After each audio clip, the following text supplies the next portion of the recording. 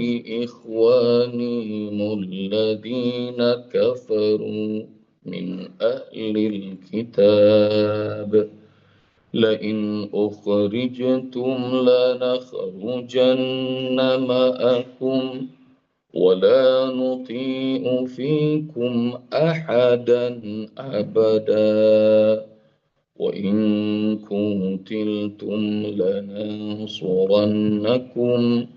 والله يشهد إنهم لكاذبون لئن أخرجوا لا يخرجون معهم ولئن قتلوا لا ينصرونهم ولئن نصروهم ليولن الأدبار ثم لا ينصرون. Ayat 11 sampai ayat 17 ayat Bunda cerita tentang orang-orang munafik yang ada dalam tubuh kaum muslimin tapi berkhianat membela musuh. Kemarin sudah disampaikan mereka adalah keturunan Bani Quraizoh, orang-orang Yahudi juga yang masuk Islam, tapi begitu. Memang Yahudi dari dulu selalu berkhianat. Jangankan pada manusia, pada Rasul, Allah aja dikhianati sama mereka. Dan kejadian ini berulang-ulang. Zaman Musa, zaman Zakaria, zaman Sulaiman, zaman Daud, sampai hari kita sekarang ini.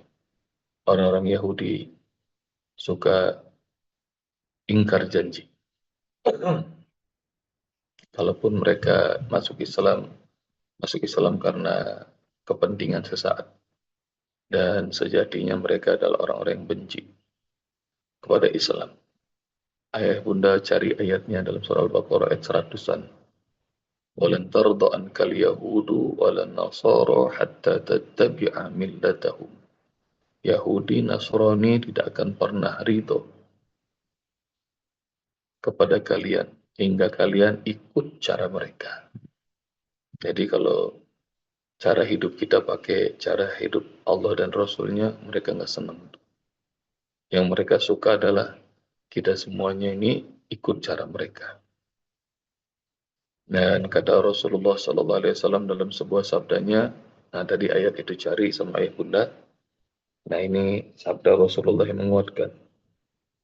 Kalian akan ikut Yahudi langkah demi langkah. Meski nanti mereka akan masuk ke lubang biawak, kalian akan ikut langkah mereka. Jadi banyak dari dulu sampai sekarang kaum muslimin yang nggak tahu arah hidup, nggak ikut cara Allah dan Rasulnya, semua langkah-langkah Yahudi diikuti. Orang Yahudi bikin makanan, wah yang paling enak makanan Yahudi dah.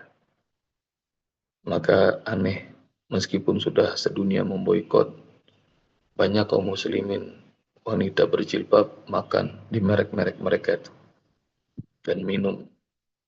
Jadi kalau ngelihat hatta di Ramadan ini, sedunia sudah memboikot merek-merek Yahudi, tetap aja tuh. Yang lucunya malah bikin video lagi, muslim-muslimah bilang enak nih makan di sini. Kayak nantang-nantangin. Udah enak-enak jadi orang Indonesia, dapat beasiswa dari pemerintah Indonesia, kemudian bilang, untung anak saya WNA, gitu. Lagi viral nih sekarang. Jadi, Masya Allah, nggak ada kebanggaan. Jadi, bangsa Indonesia, kemudian nggak ada kebanggaan jadi muslim, muslimah. Bangganya dengan cara-cara mereka. Nanti ayah bunda cari itu hadisnya. Kalian pasti akan ikut cara hidup Yahudi. langkah demi langkah. Kalau mereka masuk ke lubang biawak, kalian juga akan ikut masuk ke dalam. Maka ya Bunda, kita ini udah banyak banget hidup kita nih diperdaya oleh kamuflase yang dibuat oleh Yahudi. Soal ekonomi lah, soal keuangan lah, soal pakaian, soal makanan, soal minuman, semua perkara. Dan semuanya diatur sama mereka.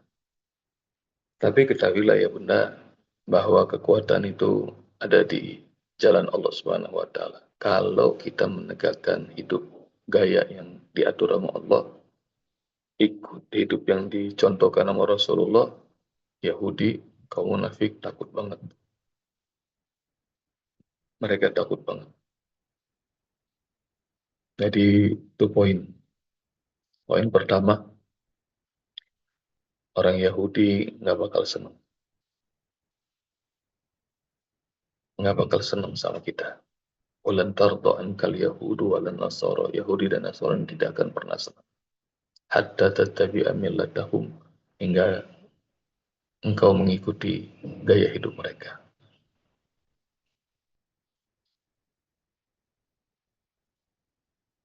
Poin kedua, ya Bunda rahmati Allah Subhanahu wa taala.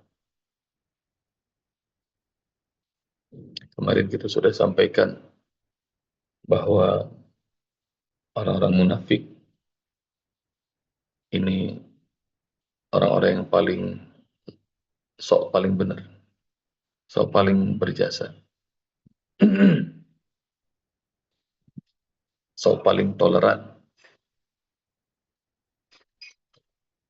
Dan kalau melihat sejarahnya ya Bunda, Muslim itu tidak akan pernah mengusik orang lain.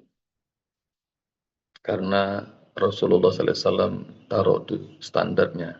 Al-Muslimu man saliman nas min lisanihi wa yadi. Cari nanti dalil ini. Seorang Muslim itu adalah di mana orang lain itu selamat dari keburukan tangannya dan keburukan lisannya. Jadi Muslim itu tidak akan pernah ganggu orang dengan tangannya dan lisannya. Mulutnya enggak nyinyir, enggak gibah, enggak fitnah. Tangannya juga enggak pernah nyakiti, enggak perampas hak orang lain. Itu Muslim. Dan lihat bagaimana kalau secara konkret 13 tahun Rasulullah dan para sahabat itu bersabar di Mekah. Hingga mengorbankan segala-gala. Maknanya damai, damai banget. Kalau bisa dihindari bentrok, maka dihindari. Dan mereka milih itu. Hijrah ke Habasyah, Ethiopia, hijrah ke banyak tempat, dan kemudian terakhir hijrahnya ke Yasrib, yang kemudian jadi Madinah. Di Madinah udah segitu mereka disambut dengan dimuliakan oleh kaum-kaum Ansor, Aus dan Khazraj, dan di sana juga tinggal orang-orang Yahudi. Dan apa yang dibuat sama Rasulullah SAW adalah piagam Madinah. Kita sudah bahas tentang bagaimana Rasulullah SAW atur bersama orang-orang Yahudi dengan Aus dan Khazraj. Itu semua akte perdamaian tinggal di Madinah. Dan piagam Madinah itu adalah piagam yang diakui sama banyak sekali orang-orang sosiolog. Ini piagam tentang civil society yang amat maju, melampaui zamannya. Jadi isinya apa? Bunda sudah pernah tahu piagam Madinah isinya apa. Yang pertama hidup berdampingan, yang kedua saling menghormati agama, yang ketiga saling menjaga, yang keempat kalau diserang maka saling backup, dan selanjutnya. Nanti ayah bunda cari itu. Maknanya nggak pernah tuh jahil sama pihak lain. Tapi karena perang Badar dipicu, masih aja orang Mekah memata-matai perang Uhud juga begitu. Hingga akhirnya terus terjadi peperangan. Padahal mereka sudah menjauhi tempat konflik. Dan ini perang Bani Nadir. Setelah perang Ahzab. Perang Ahzab itu kaum muslimin diserang 10.000 pasukan. Mereka berkoalisi, musuh-musuh dari luar dan dari dalam berkoalisi untuk menghancurkan Muhammad SAW dan para sahabatnya.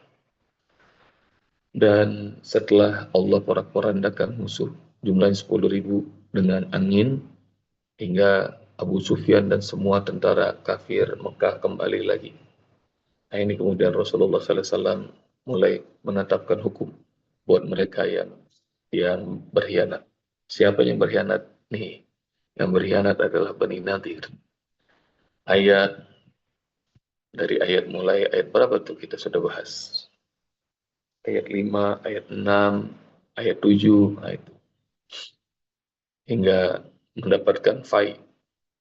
Dan kemudian setelah mereka mau diusir, nah ini muncul pengkhianatan baru yang dilakukan oleh Abdullah bin Ubay dan dari Bani Quraisy. Jadi poin kedua adalah muslimin itu tidak akan pernah mengusik orang lain. Pantang bagi kaum muslimin itu menteror orang lain. Jadi kalau dibilang Islam itu teroris, maka ketahuilah itu bukanlah Islam yang ngikut ajaran Rasulullah SAW. Karena Islam itu damai, tidak akan mengusik orang lain. Yang ketiga, ayah bunda rahmati Allah Subhanahu wa taala, mereka bilang kalau kalian diusir kami akan ikut. Kalau kalian diperangi kami akan tolong kalian. Dan kalaupun menolong pasti orang-orang munafik itu lari tunggang langgang dan semuanya nggak bakal ketolong.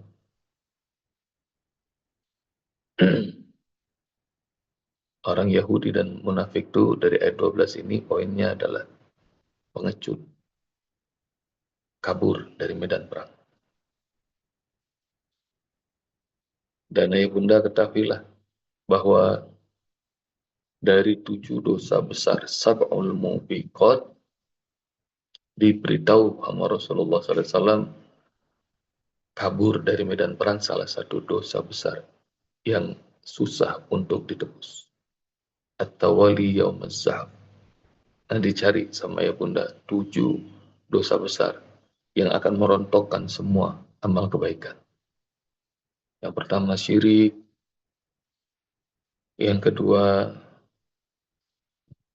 nanti cari sama ya bunda. Syirik, yang kedua sihir, yang ketiga ini itu antara ketemu. At-tawali yaumaz zahab. Kabur dari medan perang. Dan orang-orang Yahudi dan kaum munafikin adalah orang yang penakut. Takut. Kenapa? Karena alasannya adalah satu, Allah taruh rasa gentar pada musuh-musuh Islam. Dalam ayat keberapa tuh? Wa qazafa fi qulubihimur ru'b. Allah taruh di hati mereka itu ketakutan. Dan salah satu mukjizat yang Allah berikan kepada Rasul adalah nusirtu bir'ab masirat as-sahar. Aku ditolong oleh Allah, pasukanku ditolong oleh Allah, musuh tunggang langgang perjalanan 1 bulan. Jadi belum nyampe aja udah takut tuh musuh. Nanti cari hadisnya tentang mukjizat Rasulullah. Mukjizat Rasulullah satu, nusirtu bir'ab masirat as-sahar, musuh tunggang langgang. Belum nyampe aja pasukan, baru kedengeran udah tunggang langgang. Yang kedua, bijawamil kalim. Obrolan Rasul ngomongnya pendek tapi mencakup makna yang luas. Wajuilat liyal ardu masjidah, dan Allah jadikan seluruh bumi ini masjid untuk. Dan yang keempat, diberikan syafaat terbesar. Jadi mujizatnya Rasul. Dan kelima, semua nabi jadi saksi buat umatnya, sementara aku akan jadi saksi untuk seluruh umat. Nah, itu hadis tentang keistimewaan Rasulullah Sallallahu Alaihi Wasallam. Jadi kenapa musuh tunggang langgang? Karena kalau ngedengar Muhammad Sallallahu Alaihi Wasallam bergerak, udah ketakutan. Dan lebih dahsyatnya lagi, nanti ayah bunda bakal tahu antara tahun 6 sampai tahun 8 Hijriah. Ada peperangan yang dilakukan oleh Rasulullah SAW dan para sahabat. Bangsa Romawi aja dengan lebih dari 200.000 pasukan mundur, ketakutan. Padahal saat itu Khalid bin Walid cuma bawa pasukan kalau nggak salah cuma 3.000 doang. Jadi 3.000 lawan 200.000. Dan musuh segitu banyak, segitu hebat, takut. Apalagi ini Bani Nadir, Yahudi, ditambah dengan kaum munafikin dari Bani Quraisyah. Summa la yunsurun layuwallun al-adbar, mereka bakal lari tunggang langgang ke belakang dan mereka nggak bakal tertolong. Layuwallun al-adbar summa la yunsurun. Bunda, muslimah itu kekuatannya nggak cuma di fisik.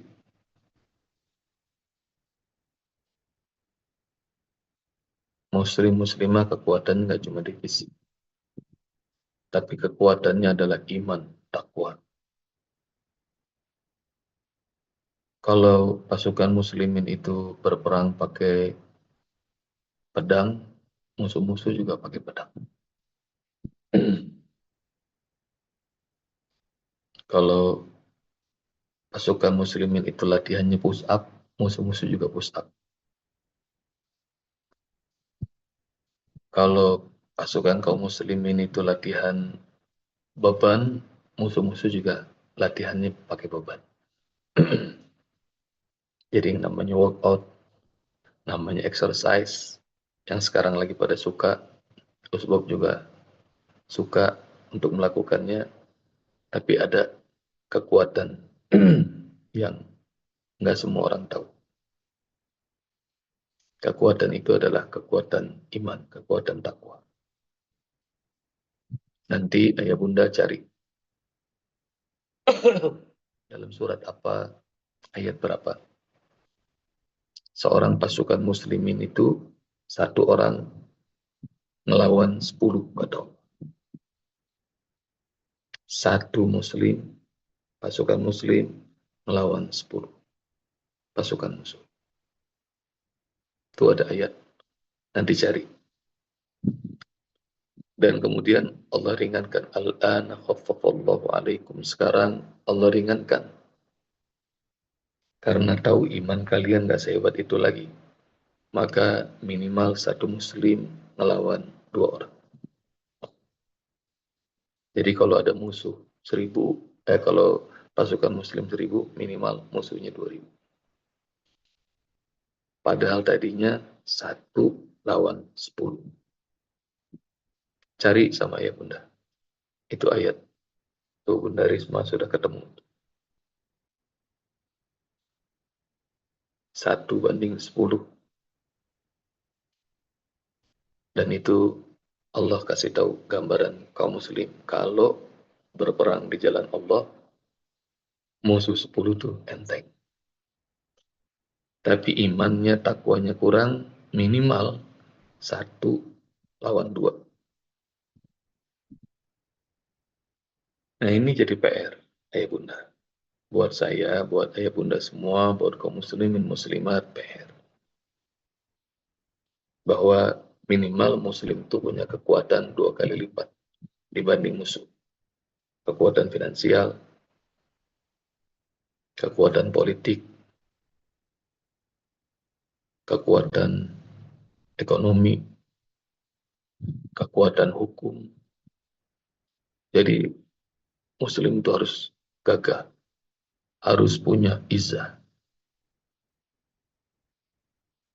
Dan kemuliaannya kaum muslimin itu, musuh-musuh itu gentar.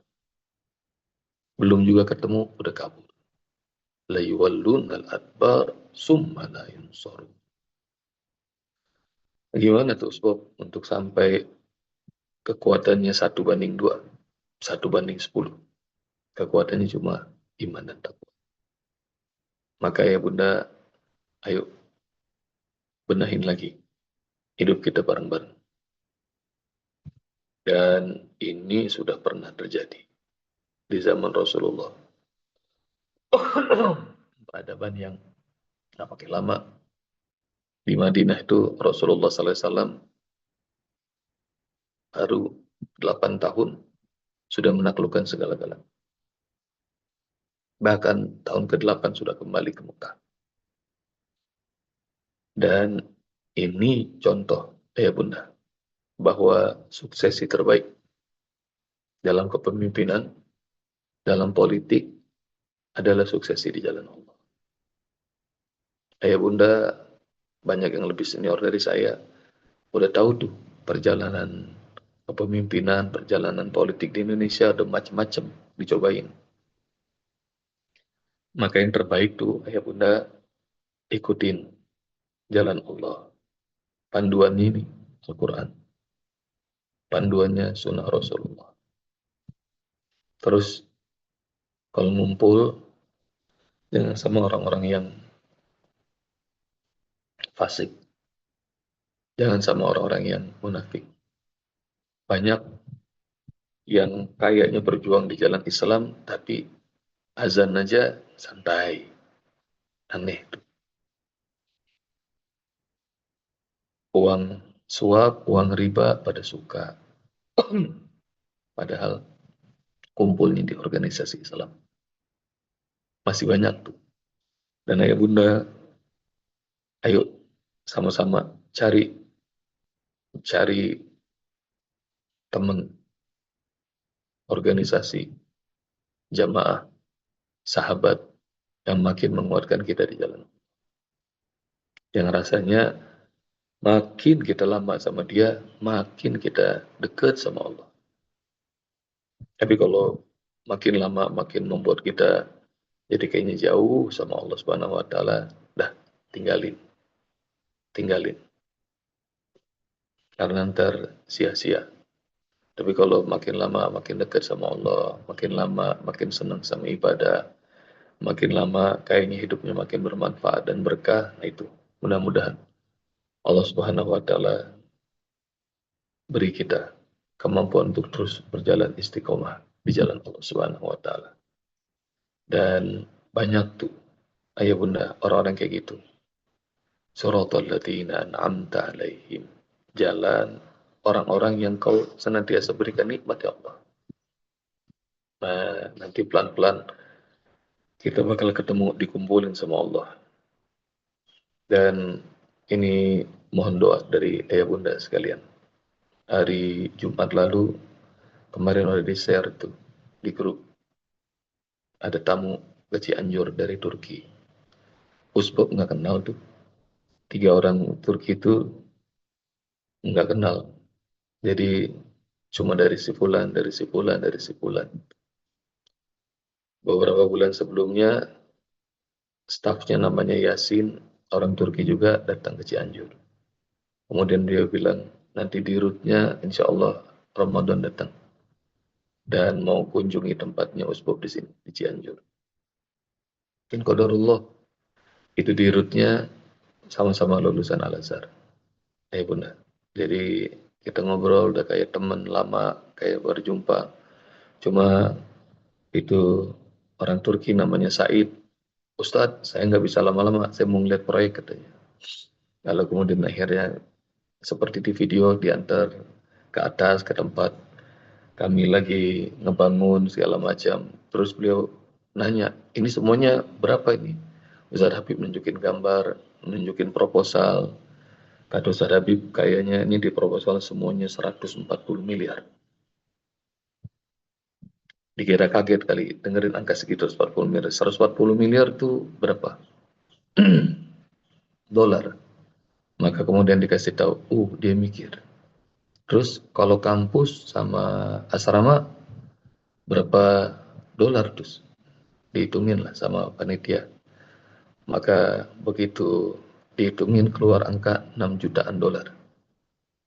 Dan kemudian beliau bilang, sebab yang kampus sama asrama insya Allah dari kami orang-orang Turki yang bangun.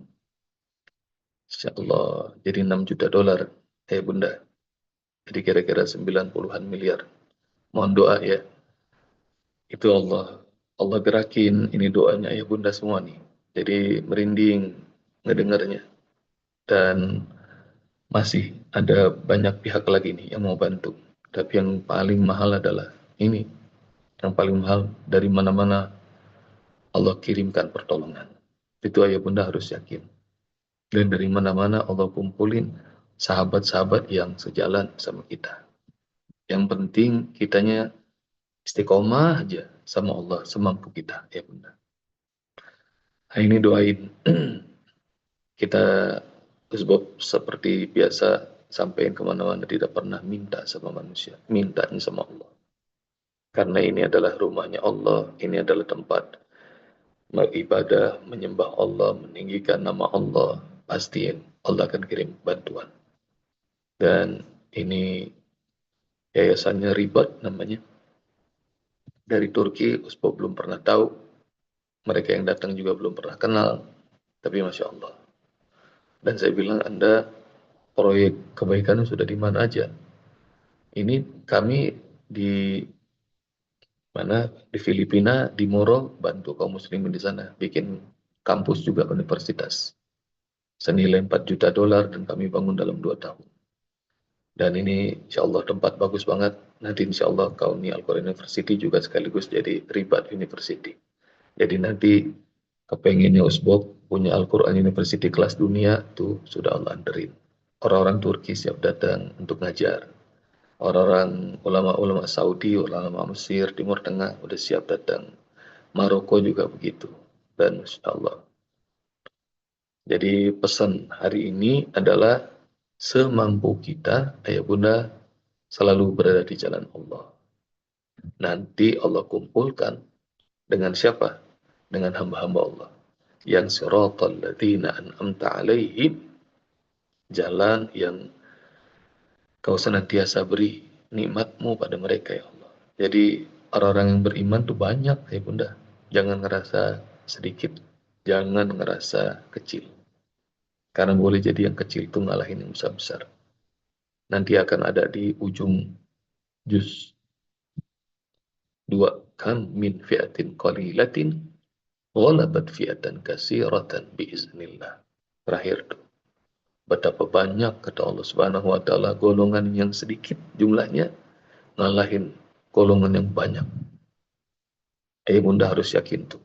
Kalimat Allah, kam min fi'atin qalilatin ghalabat fi'atan katsiratan biiznillah. Udah terlalu banyak kata Allah. Golongan yang jumlahnya sedikit ngalahin golongan yang jumlahnya banyak. Tapi ada syarat biiznillah, dengan izin Allah. Nggak apa-apa, nih kelas online jumlahnya cuma segini, kayaknya nambahnya susah banget. Ini kayak kaumnya Nabi Nuh nih, nambahnya susah. Jadi 900-an tahun dakwah cuma 80 orang. Ini alhamdulillah Usbok dikasih Allah Subhanahu wa taala lebih dari Nabi Nuh nih. Jadi ya bunda, nggak apa-apa.